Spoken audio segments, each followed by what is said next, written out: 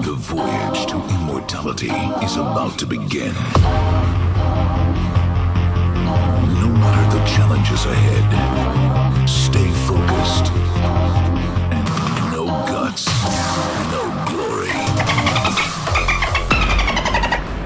Hey everyone, how's it going? This is Brandon and Eve from Dolphin Quest, and we're coming at you with another video in about the, span of time we said it would be. Yeah. Time is all relative anyway. Yeah, exactly. And we are in what should be our permanent shooting location. Mm-hmm. Yeah, you may notice the background's a little different. Got a more neutral couch going on here. Yeah, so before, one of the biggest problems that we were having was the fact that we had to essentially fix the light so it didn't make it look like we were like floating heads on a couch. Yeah. Just because we both kind of tend to wear like dark shirts most of the time. But yeah, so besides that, as Eve was saying, we have our permanent location. We have a bit of a studio set up now.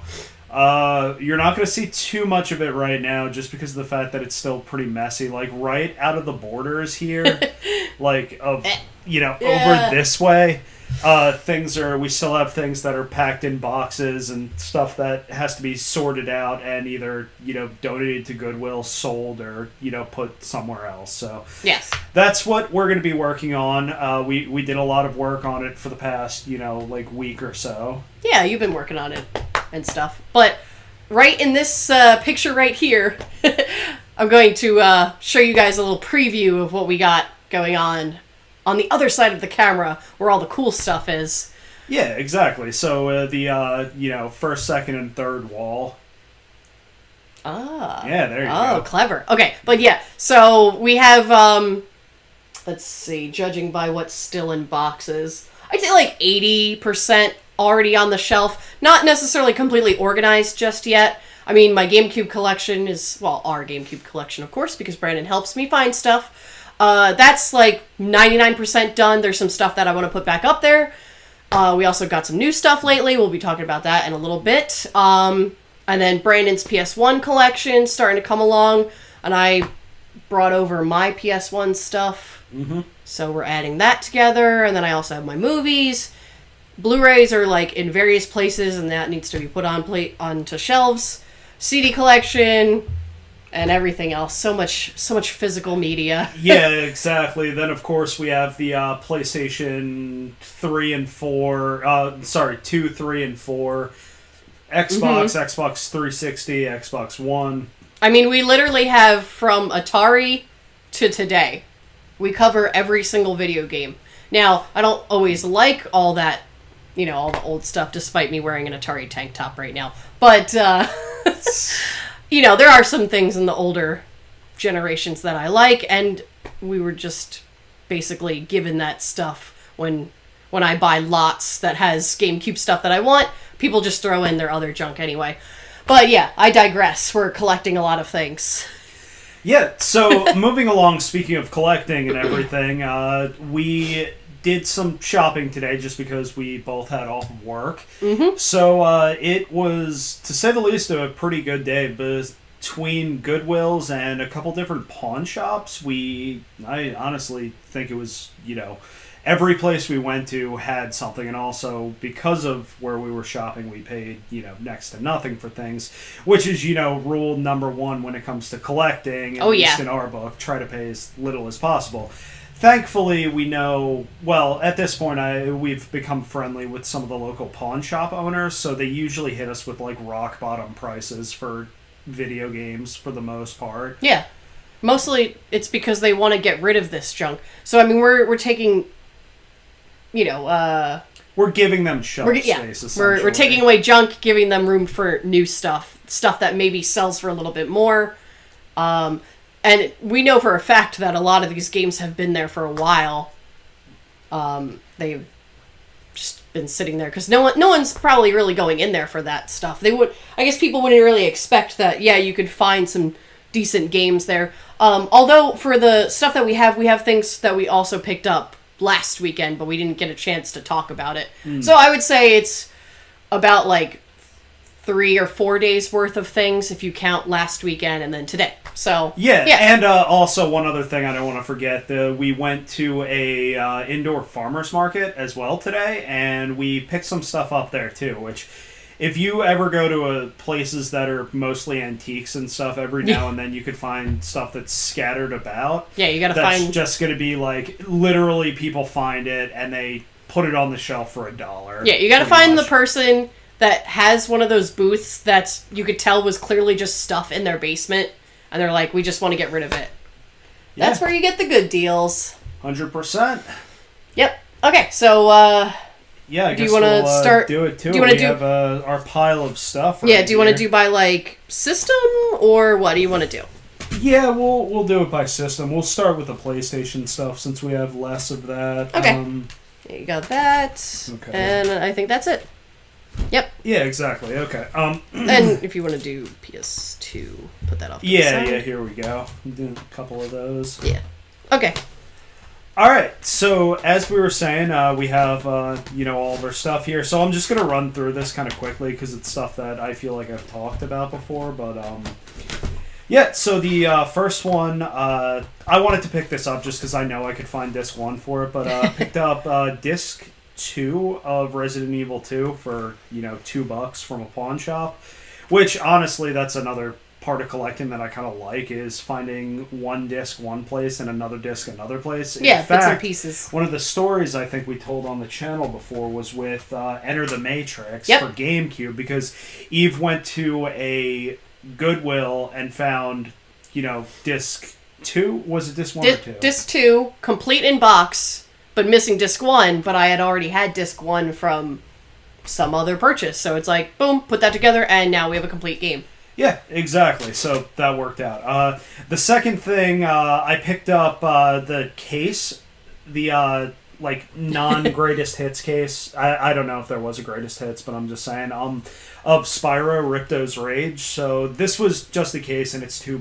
But once again, I'm more likely to come across this game in disc-only form. Yeah. So I'll definitely get it together. But it's pretty cool because this is the one that had the kind of like lenticular. Well, no, it's just holographic foil cover, Yeah, like a Pokemon card. Yeah, Pokemon, Yu-Gi-Oh! Magic, whatever it Yeah, is. yeah. Let's see. Okay, and then just like a couple random games because I do like PlayStation collecting and everything. Picked up Surf Riders on PlayStation. Honestly, I've never played it, but I've never played any surfing game. But Not even Kelly Slater? No, I haven't played that. I asked for it for Christmas one year, but didn't get it. So that's that. This funny. actually looks like more of an arcade version. It actually kind of looks like the surfing game in California games. Oh, I was going to say the surfing game where you hold on to the bars, the arcade one? Not quite like that exactly. It looks like a 3D version of a 2D surfing game. Oh, I see. Yeah. Then another similar thing, we got Streak hoverboard racing, which, I mean, once again, game I've really never heard of, but it looks pretty fun. Arcade game, basically. Because by the looks of it, you just get a bunch of like wacky levels, kind of like Jet Moto. Speaking of Jet Moto, I picked that up too. So, which is funny because when I checked the value on this, apparently the greatest hits version is worth more than the regular version. Which, okay, cool. He'll take it. Yep. Yeah, Let's go to the PlayStation 2 stuff. So, okay, we got Bejeweled 2, which is I wonder who picked that out. yeah, you could talk about this one. Oh, yeah. I mean, I already have Bejeweled for PS3, but I like PopCap games, so I wanted to pick that up. I haven't played the second game that's on here, which is Astro Pop. It's like a like blocks. What is it? Bloxor? The one where there's like you bounce the things off. Puzzle games are your thing. It's not really a puzzle game. I played but the game you're talking about, Yeah. but I don't remember because there's so many iterations of it. yeah, I can't really Yeah. think. I mean, basically, think it's like Pong. It's like an advanced form. That's Yeah. not a good. Gnop. It's like Gnop on the Mac. Oh, okay. That's just Pong for all backwards. 2 of you that have a Mac out there. Mac gaming is legitimate gaming. Okay, the next thing, so it's one of these fun cases, but it's R-Type Final, which is, from what I understand, a shmup, but it's by Fresh Gaming, who if I remember correctly, they created Mad Maestro and Mr. Mosquito, which is another couple games I've been looking for. I've had the chance to buy Mr. Mosquito so many times. I've seen Wait, I have Mad Maestro. Oh, do you? Yeah. Well, that's the one that everyone somewhere. sees. It's Mr. Mosquito that no one could ever find. Yeah. Yeah. And finally, and this is something that if I ever start up a website, I'm just probably going to upload music from this that I make. MTV Music Generator 2. And essentially, this is basically what you could expect from, like, Magic's Music Maker on a scaled down level, really. And I'm pretty sure you could, like, save your tracks to a memory card. Does it tell you, like... Oh, okay, so we got original tracks from Gorillaz, Apollo 440, Funkmaster Flex, Ronnie Size, Zombie Nation. Ooh. Yeah. Oh my god, you're playing Zombie Nation. Yeah. If anyone ever watched Foamy when they were a wee child. Yeah. Cassandra Fox, Tony Hewitt, Dano, Bentley Rhythm Ace, Halo Varga, and Dano, and Photech. Yeah. I don't even know most of those, and I know... Yeah. Well, I guess I don't know as much trance stuff as I think about. I will remix their music and make something great. You will remix their remix songs, probably. Exactly. Okay. Alright, you do some stuff. Yeah, okay. So, obviously I'm looking for GameCube stuff. Some of the really good things so far are just actually being able to find games that we don't have, since we already have over 50% of the library. It's getting a lot harder to find stuff. So we got The Italian Job and the Kids Next Door game, which I've actually been looking for the Kids Next Door game for a while because I heard it was pretty fun. So is The Italian Job like working at a pizza place? Yeah. No, it's just, you play as Mario and you just do odd jobs. Yeah, okay. And then, since we're doing the full set there, you gotta look for the sports games. So these are a couple more baseball games. This one's actually kind of a pricier sports game. I don't know why. Expensive sports ball. I wouldn't know why at all. But what was nice though is I actually remember when that one came out, people were excited about that one because if I remember correctly, and please correct me in the comments, I think Slugfest is actually the one where you can kind of aim where the ball's going to go. So in one of the commercials, someone aimed it at the pitcher's crotch. And they apparently react to it if they get hit with the ball. This one also have where you can hit... Oh, yeah, yep, you could be on fire. Oh, there you go. Yeah, there was that too. So it's like pitching. the NBA Jam or College Slam of these types of games. Yeah, it's more arcadey than some other ones. But Brandon also pointed this one out. It's a nice sealed game, adding that to the collection of sealed stuff. I already have this baseball game, but now we have it sealed, so that's good. And then the piece de resistance of actually finding good stuff at Goodwill, because we have proven that you can find decent things. We got Mario Party 7, which is probably our fourth copy of this or so. Yes, we will be passing the savings on to other people, though. Passing the savings on to you. Yeah. But yeah, and then... Wacky waving inflatable arm play? I'm not doing that right now. Yeah, and then, there's also the disc-only copies of some stuff. So we got NFL Street 2, arcade football game, 1080 Avalanche, arcade snowboarding game, 007, Agent Under Fire, James Bond game. I liked that one a lot. And Soul Calibur 2, which I think I might have an empty case of somewhere. So that's always good to find. And that's a good fighting game. Yeah. That's the only fighting games that it's not as good as the Xbox version, though, because Xbox version had Spawn in it. Yes, but this one has Link. So does Smash Bros. You can't play Smash Bros. On Xbox. You can't. Shut up. Yeah, I won. Okay. And then, the pawn shop also had some Wii U games, and I picked up Nintendo Land, which I think actually came bundled with some Wii U's. We don't even have a Wii U yet, but, just wanted to pick up a couple of extra things. Mm-hmm. So then, we also got Xbox stuff, and then I picked up a PC game. You want to talk about the Xbox stuff? Yeah, we'll talk about the Xbox stuff, because honestly, this is probably the best game that we've picked up ever. We got Banjo-Kazooie Nuts and Bolts. Everyone will remember this as the far superior to every other Banjo-Kazooie game. completely, on time humor. Every joke lands. Oh yeah, no dated references. The game doesn't deprecate itself at all. Yeah, making it seem like it was a huge mistake because it wasn't. It treats its player base very intelligently. Yeah, exactly. I mean, like, not because the people that are going to be playing this, they need to be treated with that type of thing. I'm making this up completely. This game can really, really miss the mark on a lot of things. So, Banjo-Kazooie nuts and bolts. But they packaged it with an actual good game, which is Viva Pinata. Yeah, which is an unlikely very good game. Yeah, Eve, why don't you talk... Oh, it's literally sponsored by 4Kids. Yeah, I guess you don't remember. Viva Pinata was a show on 4Kids. Ah. Yeah, they live in a pinata world. Everything is made of pinata. It's like, it's considered a family game. So is Banjo-Kazooie is considered a family game. But I never had a 360 when it was out before. So, or like when the console was its lifetime. But I always heard that Viva Pinata, I'll flip it around, was actually a good game despite being a kid's game. So I wanted to play it. And I actually liked the show on 4Kids. It was silly. It's like Sonic Boom, and it might even be made by the same people. Oh, okay. Yeah.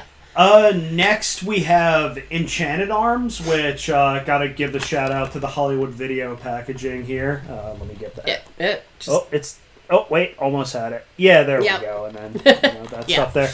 I actually kind of want to start like a Hollywood Video collection where it's just video games that has those dumb stickers that you can't get rid of. Yeah, if only I was smart enough to actually buy games from Hollywood Video when they were going out of. Oh yeah, when they were having fire sales, which basically. Is hilarious because there was a Hollywood Video that opened up at my house. Like literally, it was as Blockbuster was going out of business. Hollywood Video shows up, and 2 years later they close. But yeah, so there was that. Anyway, the next one, which is kind of funny to me because now that I actually look at the games on this, these are all games that were on like one of the original Dreamcast demos, if I remember correctly. But we have the Dreamcast collection for Xbox 360, which comes with Sega Bass Fishing, which is just an, in general, great game because it's a port of an arcade game. Yeah. Sonic Adventure, which is, of course, awesome. I mean, just the, escape from the city. That's on the second game. Is it? No, I think it's on the second game. Are you sure? Yeah. Oh, man. Never mind, take it back. Sonic Adventure's not that... No. No, remember this... No, I mean, this is the one where you're running away from the big whale. Well, that's also an iconic scene, so... Yeah. And also, it's got that overworld where you, like, run around. Oh, and the casino area. And the Chow Garden. Chow Garden's in the second one. Although, I think there's chows in this one. No, I think there's a Chow Garden in the first one, Yeah, but it's not the good Chow Garden. Yeah, but you could make dragon chows. Oh, I think that's in the second one. No, it's... Okay, well, we'll need to look up some... When I played that game with my friend, he only had the first one. Okay, alright, it's fine. It's fine. I will grab some data off of my GameCube copies, and we shall see. And this is what we'll do. We're going to put a little sign over one of our heads. It's going to pop up probably right about now, and one's going to say right, one's going to say wrong. So you'll know how this argument went. Okay. So, all right. The other two games on here are Crazy Taxi and Space Channel 5 Part 2. Although, I'm curious, I'm wondering if this version of Crazy Taxi is the Offspring and... is it the original version that has the Offspring and Anti-Flag? Or is it the one that has a lot of the brands and music removed and was the version that was on the Xbox Live Arcade plus the PSN store, which I have that game anyway. Also, this you could get on Steam for like $2, and I highly recommend it. So, yeah. Yeah, exactly. But if you get the Steam version, it more than likely will be the one with all the good stuff taken out. Yeah. It's unfortunate because, I mean, even if you're not into that type of music, like, it fits iconic. So well with the game. And also just, like, all the brand deals, like... Yeah. Fila and... Levi, KFC, Pizza Levi's Hut. Tower Records, too. Yeah. Yeah, so... Yeah, it's just, like... Yeah, they could say, oh, take me to... take me to the chicken... I don't know. Or take me to the pizza place. Yeah, or exactly. Whatever they have to change the dialogue. And it's like, it's just not the same. It's just... It's kind of, more... It's just, like, it's so bland. Because, like, alright, sorry, this is turning into a rant right now. We love Crazy Taxi. Yeah, but it's so bland because the fact that Crazy Taxi came out in the 90s and all of that stuff was so relevant everywhere, from the music, because it was the offspring. Yeah. I mean, seriously, like, turn on the radio and, like, tell me a time where you couldn't find Pretty Fly for a White Guy, like, playing sometime after it was released. And then just, Sorry, it's annoying that game companies have to, and I understand it's licensing and stuff, but literally doing that is like pretending that it was never in the game to begin with. Yeah, it's basically a disservice to the people that never played the original. Also, when they fixed this, there's a lot of bugs that were introduced, like the horn will randomly beep, like almost all the time. Sometimes music doesn't play at all. Yeah, when they fixed it, I guess they took a lead from your headlight or your brake light fuse and put it onto the horn. Don't do that. It pisses your friends off. You're not saying that you've done that or anything, right? Oh no, we totally did that in school. You're not That's supposed a story to say, for another time. You're We'll not do supposed school to say stories. that. Don't incriminate yourself. Okay, and then one of the other games that I picked up because I like computer games is Medieval 2 Total War, and it comes with the expansion, so it's the gold edition. When Sega you said game. Medieval, I thought it was the one with the Arthur the skeleton. Yeah. And so I think that's his name, Arthur. Yeah, but it's spelt differently. Yeah, and then you talk about some of the. I found this cool little creeper mug at Goodwill, so I wanted to pick that up. So if you want to reach into here, there's fun stuff. So I mentioned this before, so if you guys watch JonTron at all, you probably have seen the California Games episode. Not too much to speak about besides the fact that the games are very interestingly programmed. We haven't played them ourselves, but I kind of want to play the Hacky Sack game because I have been a Hacky Sack fan for a long time. But wait, was that on the second one or on the first one?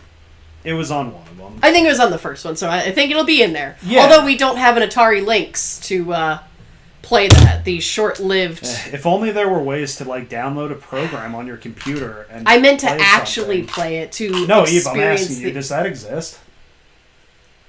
Sarcasm. Yes, we get it. But Brandon, you know how we are with certain games. We want to be able to experience how it was when it came out. So, eventually we will get our hands on Atari's handheld system, the Atari Lynx, that had like the worst battery life ever because it required 8 batteries at a time. You're thinking of the Sega Game Gear. That took 8 AA batteries and lasted for all about 3 hours. Yeah, I mean, I feel like most handhelds besides Nintendo ones were probably bad.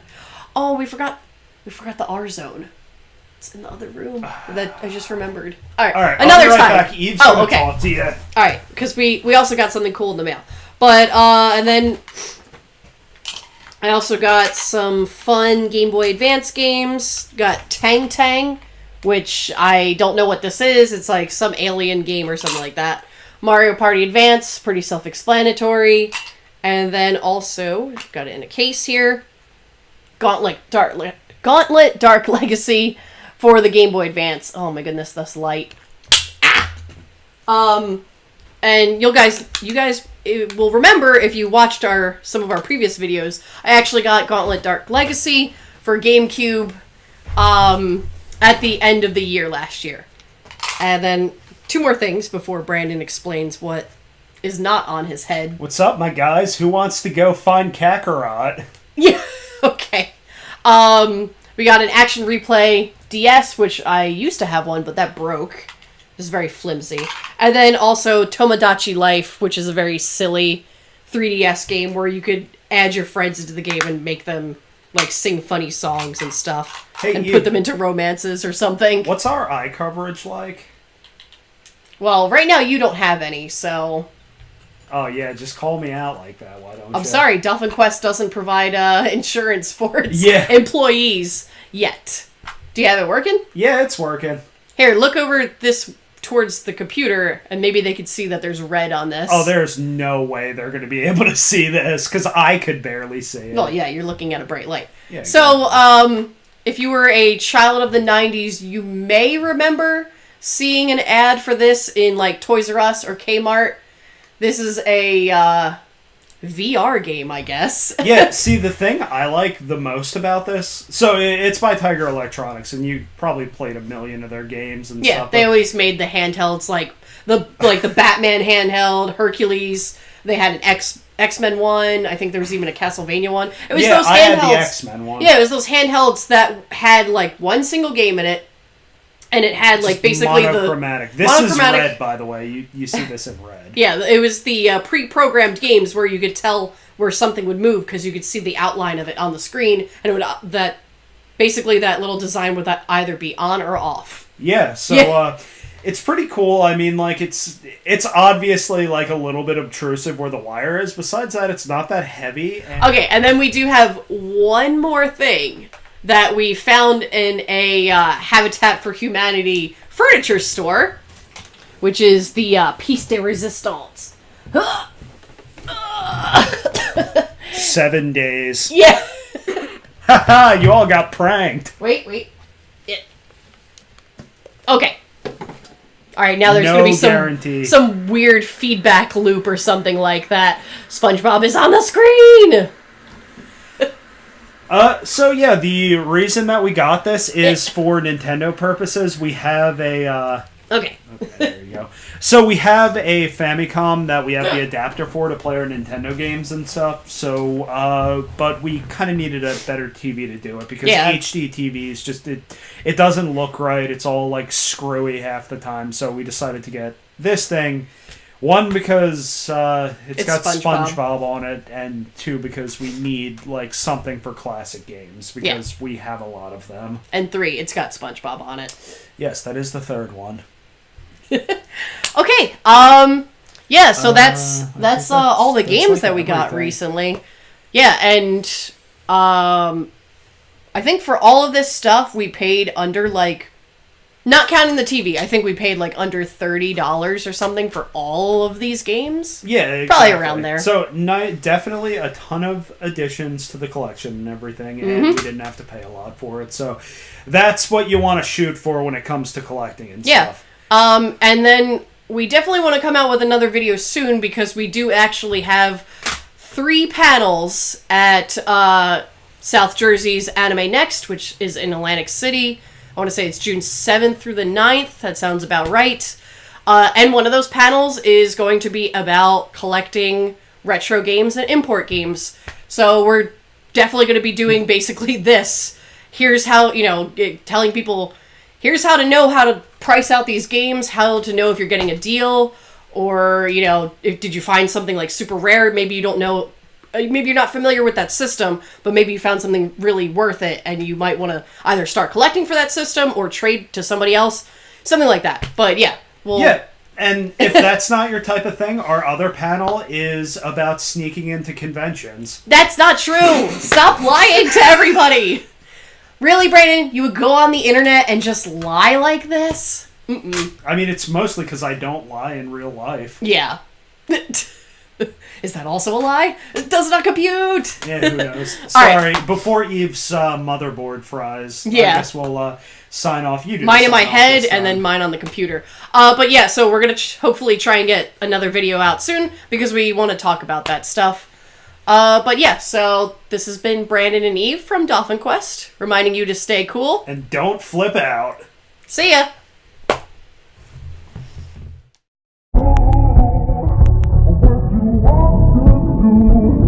You